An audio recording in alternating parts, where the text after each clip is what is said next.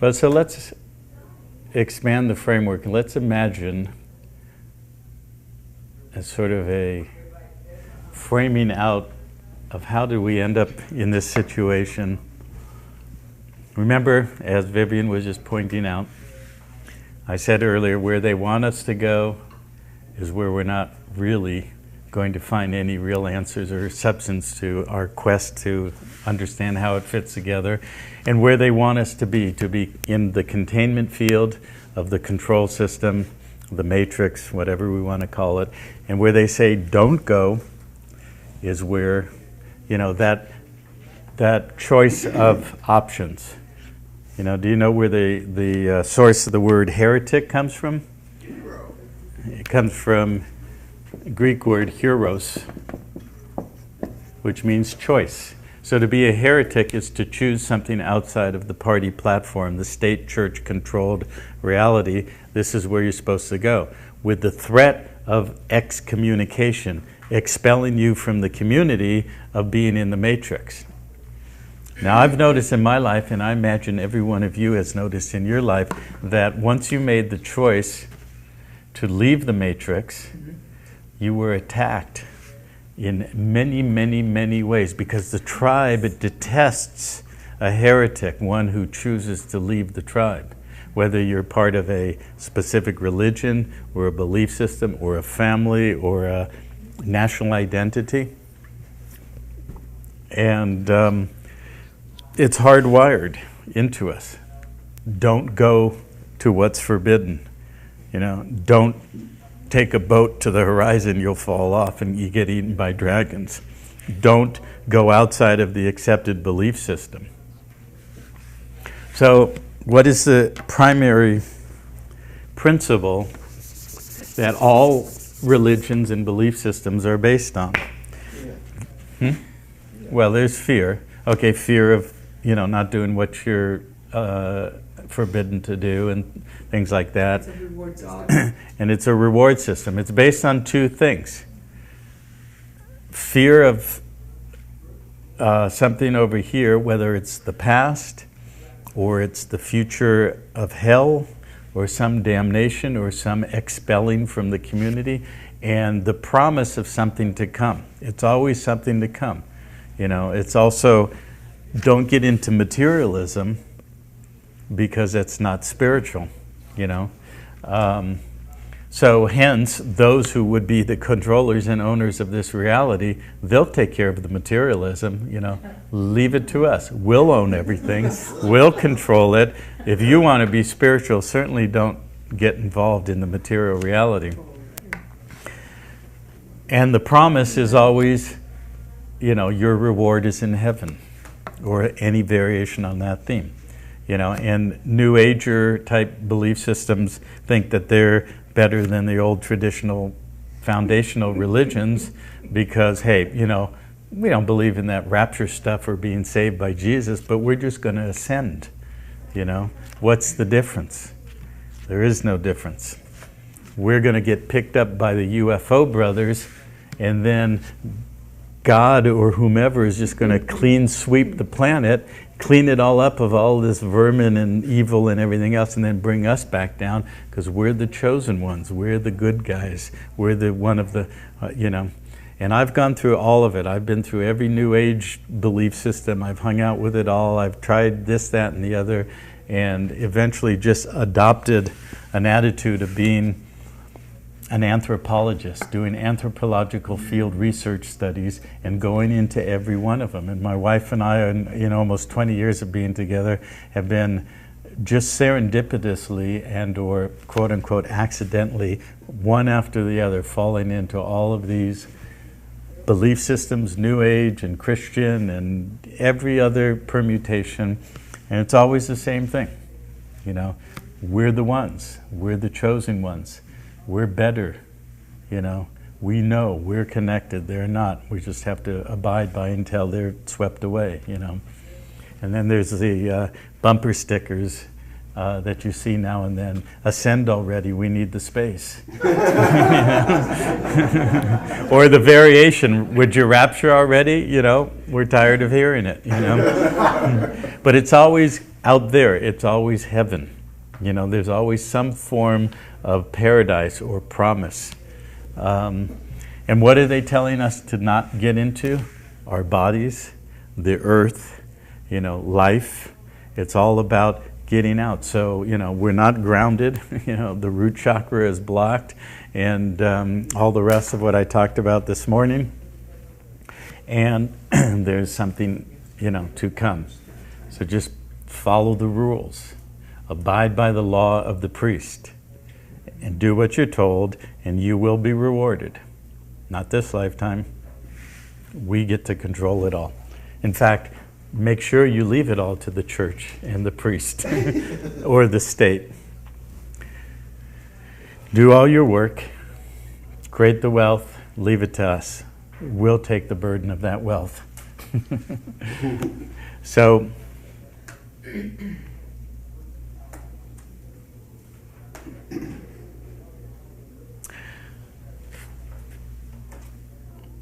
one of the characteristics of the root phases of creating religion in the religious construct and the binding to the law of the priest is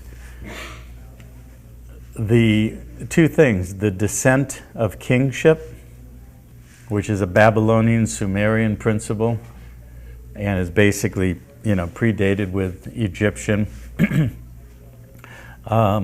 Living according to the law of the priest and achieving your reward once you die. You know, this entire book, the Book of the Dead, Egyptian Book of the Dead, variation on the Tibetan Book of the Dead. I just bought this book a few months ago, and I just read it, not all of it, but a good portion of it, especially the introduction, just in the last couple of weeks, and wanting to get into this for expecting to do this weekend. And the key was that when someone died, one of the elite, one of the initiates, one of the pharaohs, and, you know, whomever qualified to be given the rites and the rituals of the dead as prescribed by the Book of the Dead, was that the more money they had, the more they could pay for the rites and the rituals of the priest to do all of the ceremonies. So hence this construct of a money system in which the people are creating wealth and being bound or binded to the money system, so that the elite, who would be capable through the training to gather in more wealth, why wealth equated to the money to pay for the priests and the rites and the rituals to go through this process to ascend to or achieve, you know, going to the higher levels. And there's a couple of key things. There was different bodies that were identified in the Egyptian system that's talked about in the Book of the Dead. Two principal ones are the Ba and the Ka. The Ba is what we might call the soul, but it was also corporeal. It was actually the body, the physical body, and the soul. And the idea of the whole process is basically to move up to and merge the Ba with the Ka. Okay? Take your soul and move it into the higher spiritual body. So you could be amongst the gods, basically. And the process required the rites and the rituals and the money to pay for them. So in between is the bridge, okay, the link. The people were not allowed to achieve that, only the elite.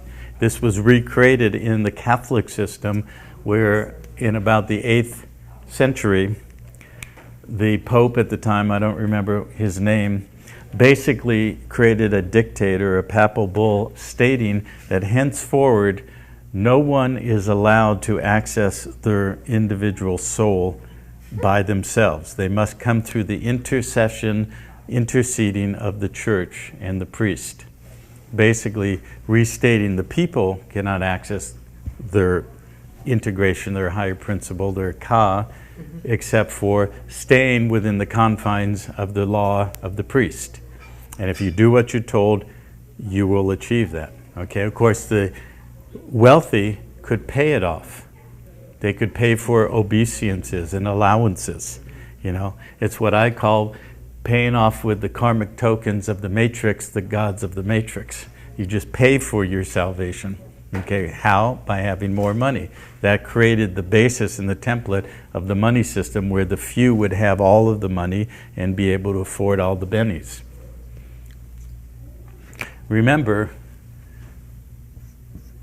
on and Na, which is the bridge, you know, we have the Anunnaki. Well, let me rewrite that. Anunnaki, which is a Sumerian word, Anu, which was also equivalent to heaven. There was Anu, the head honcho, the puppet master. There was Anu, the sun god. And there was the realm of heaven to be achieved called Anu. Na, remember, is the bridge. What is the Pope called? The Pontiff, which is the bridge. That comes from pont, P-O-N-T, which is the Latin root for the word bridge. It's always about the bridge and who controls the toll gate.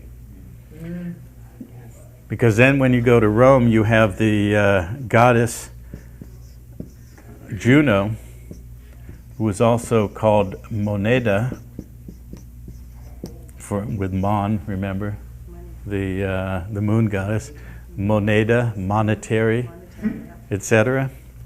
Juno had a bridge, and you had to cross that bridge and literally pay monedas at the toll to get into the inner sanctum, or to be qualified to be, you know, a true being, a true man or woman or what have you. So there's always the intermediary bridge you have to pay to get to heaven. You have to pay to merge with your Ka. Okay? So when Anu is in the middle, the Ba An Ka, that's where you get your word bank. Because you have to pay to get to your Ka, or pay to get to heaven. Okay? Wow. Got to pay the price to get to paradise, huh? You betcha. That and 75 cents will get you a bus ticket downtown.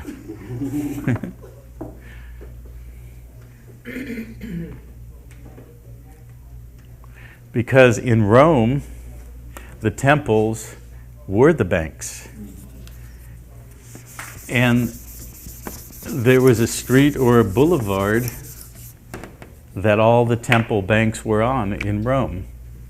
And it was dedicated to the god Janus, which means of Anu, or of Uranus. Ooh.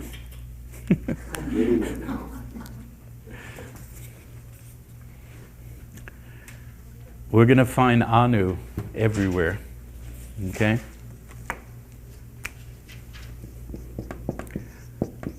Han-nu-ka.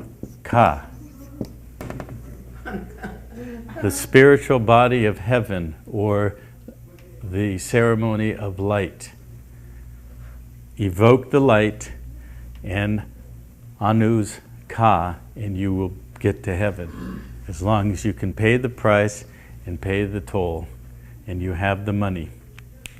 So the money system became literally the literal equation to spiritual ascension, but it's all an illusion, you know. So where did Anu come from? Imagine before time and space existed, we were all one big happy family. I was a universe, you were a universe, we were all universes, and we were all in a unified field. Okay? But there was no movement. We needed an exterior or an external reflection to begin to move. Anu said, I'll volunteer. he said, I'll be God. Okay?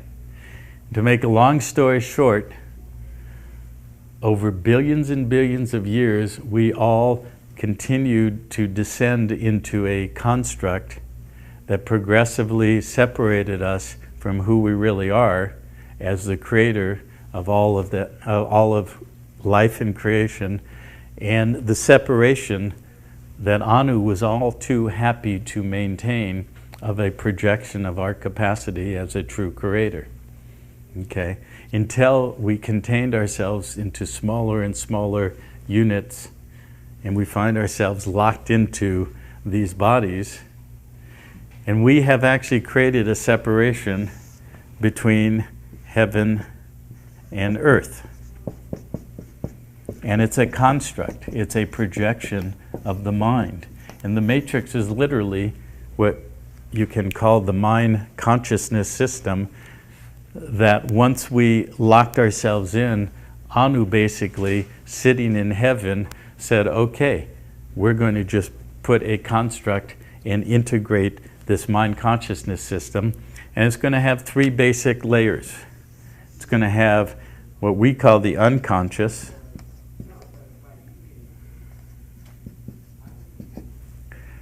and then 2 points of the subconscious, and then the conscious mind, okay? Or the conscious personality that we individualize and create. But when we get recycled, that pre-processing center, we are locked into a mind construct that we're just going to continually recreate through time and just re-establish the same pattern or control mechanism, pre-programmed mind consciousness system. The collective is the unconscious collective mind consciousness system. The two components of the subconscious are our parents' programming. Okay? We come through the birth chamber, so to speak, birth canal, and then we are birthed, and then we start building our conscious mind, but it's all built on pre-programming. And when we create the energy through being in these hamster wheels, continually creating or expending our life force, we are feeding heaven, and heaven in turn is creating that illusion of separation that we have to get somewhere besides where we are. Guess what? We don't have to go to heaven. All we have to do is clean this place up, and it is heaven. And there is no separation. Yeah. And I'm not going to go into more of that detail. We can talk about it more tomorrow. But basically, Anu has been playing the game of all the gods. So the descent of kingship was a hierarchical structure of those who were willing to become the elite, to play out the role of becoming the controllers of the matrix, while everybody else was scurrying to get a position on the musical chair system of the mind and the money system to try and get some of the bennies. And then all of these things, karma, just clean up your karma and you'll graduate to the next level. Well, look at India. That's constantly, that's where the root of karma is. But there's 700 to 800 million people there who are living in the most abject poverty level imaginable. How come there's not more Brahmins? How come they're not graduating to get some of the bennies? Why is there only an elite system, that has very few in it? We could go off on rabbit trails with that. I want to bring it back to understanding history, but I want you to understand, I'm going to go into this more tomorrow, but the separation and the creation in our mind of heaven, and there's all these little sub-heavens. There's the Jesus heaven and the Islamic heaven and the Muhammad heaven and 72 virgins and the New Age heaven and the Saint Germain and Ascended Masters heaven and all the rest of it. Okay, it's the same pattern with variations on the theme. Okay, it's the exact same pattern. If you look at it objectively, without the belief systems and the want, the desire of what we've all wanted to get out of the pain of being in this reality that is almost intolerable, because it's been that way for me. When I say at an early age, I looked around and said, this place is really screwed up. I want to figure it out. It's because I looked around and I looked and I said, it doesn't, it's not right that there is so much disease and poverty in this reality. Okay, so I, in my path up until 3-4 years ago, constantly wanted to get out of here. And it got worse and worse and worse until I came to a point of understanding, hey, no, it's the other way around. I'm going to take full and absolute complete responsibility for every element of what exists on this planet and accept the fact that I have accepted and allowed it. And once I take responsibility, I have the capacity and the power to start transforming it. So, and we'll get into that more tomorrow. But this is the basic schematic, and it basically all goes down to Anu, who is the master manipulator and the master puppeteer. And he wears many masks. He wears the Jesus mask, the Yahweh mask, the Muhammad mask, the Satan mask, the Lucifer mask. It's all the same guy. Because if you got inside those belief systems, the Satanists absolutely believe they're doing the right thing. And if you take the name of the two pillars in Genesis, because Genesis talks about the two pillars, and the Masonic system talks about the two pillars, they call them Boaz and Joachim, or I don't know if I'm exactly... Boaz and... you call it Jacob? Jacob, okay. In various translations of that, basically, you can define it as he who stands in strength, but there's other ways you can translate this, which is basically when he returns, when he comes back. And what is a standard of all the religion stories and mythologies is, okay, if we wait long enough, he will return, okay? Whether it's Nibiru, the 12th planet, or Jesus, or any of the variations. It's always something that we're waiting for.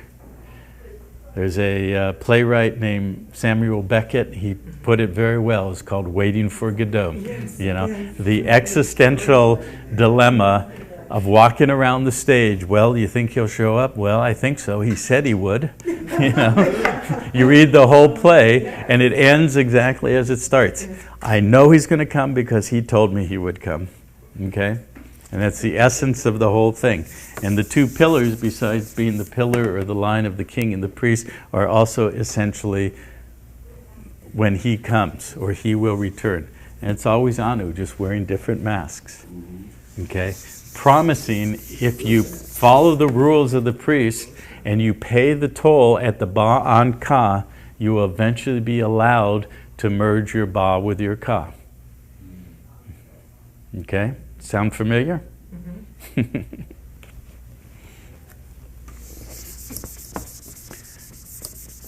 Sounds like the Hopis had a good take on it when they said that we are the ones we've been waiting for. Yes. Right. We are it. Good. We are it. Okay. Of course, Janus is where we get January. I'll remember as we go along because I do this off the top of my head, but there are many places where you will find the name Anu. You will also find many places where you find Of course, Europe, and so on and so forth. Zurich, Ural Mountains, Uruguay, uranium,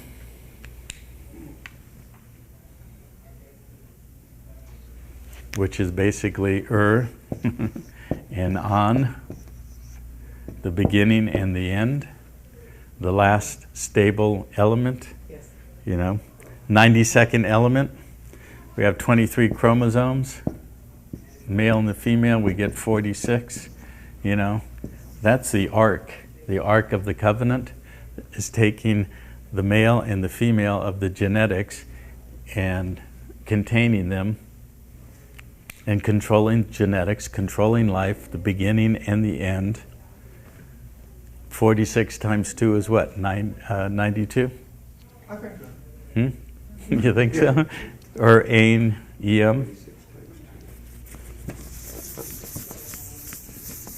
So the descent of the king and the dispensation of the law were primary in the structure of Sumer and Babylon, just taking off from the Egyptian system. So the descent of kingship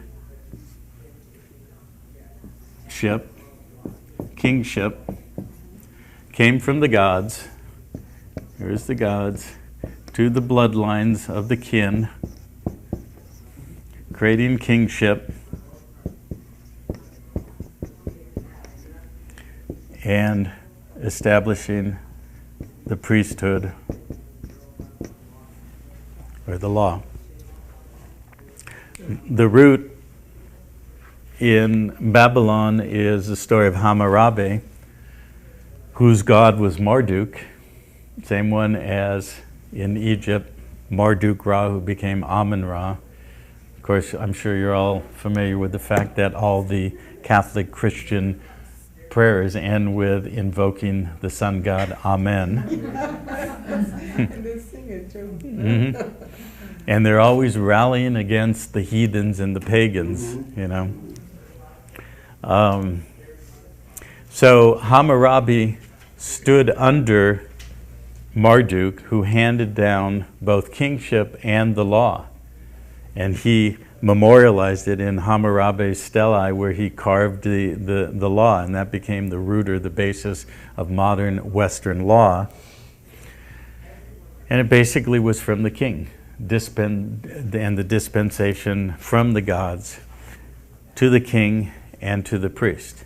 Eventually, we have the justification of the merger of the king and the priest, and then the whole story of the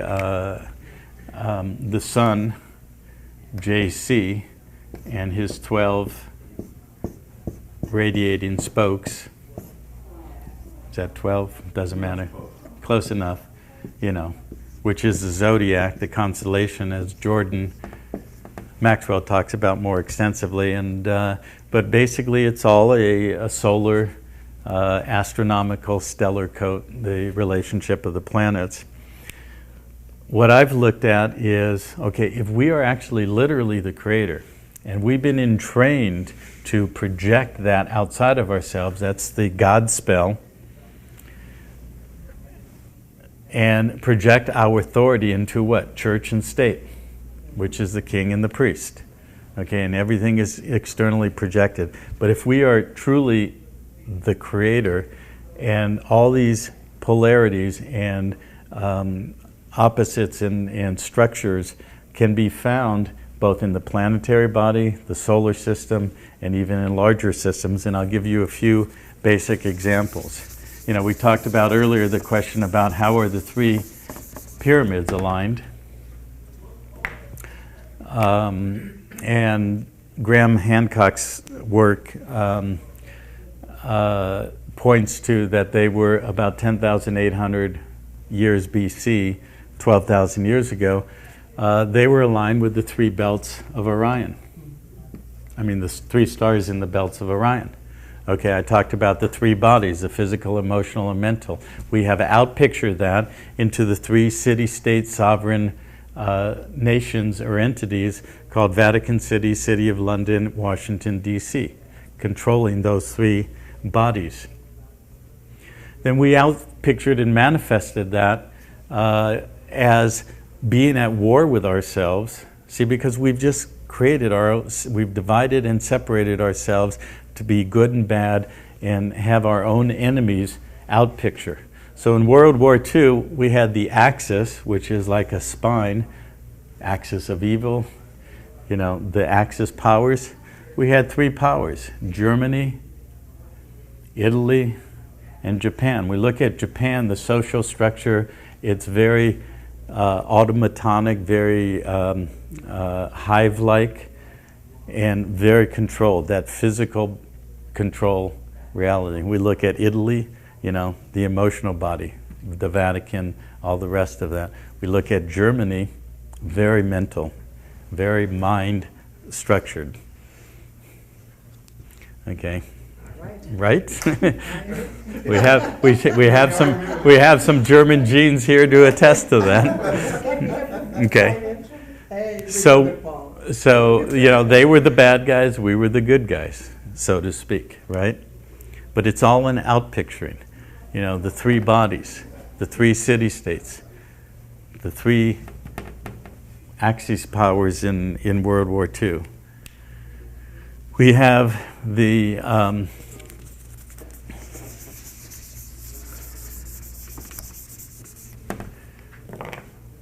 remember I talked about Sanskrit having 47 letters. We add to that the three bodies, we have the number 50. Well, 50 is an interesting number. There's a orbital relationship between Sirius, the star Sirius, and the Earth. It's 50 years. And if you graph the pattern of those 50 years and how it goes with each other, it basically creates a double helix. Okay? We have the United States Code put into 50 titles. We have 50 states. Okay? Title 26 is the binding, onerous IRS code. We have 26 letters in the alphabet. You look at the different positions of letters and the numerical correspondences, A as 1, B as 2, etc., etc. If the United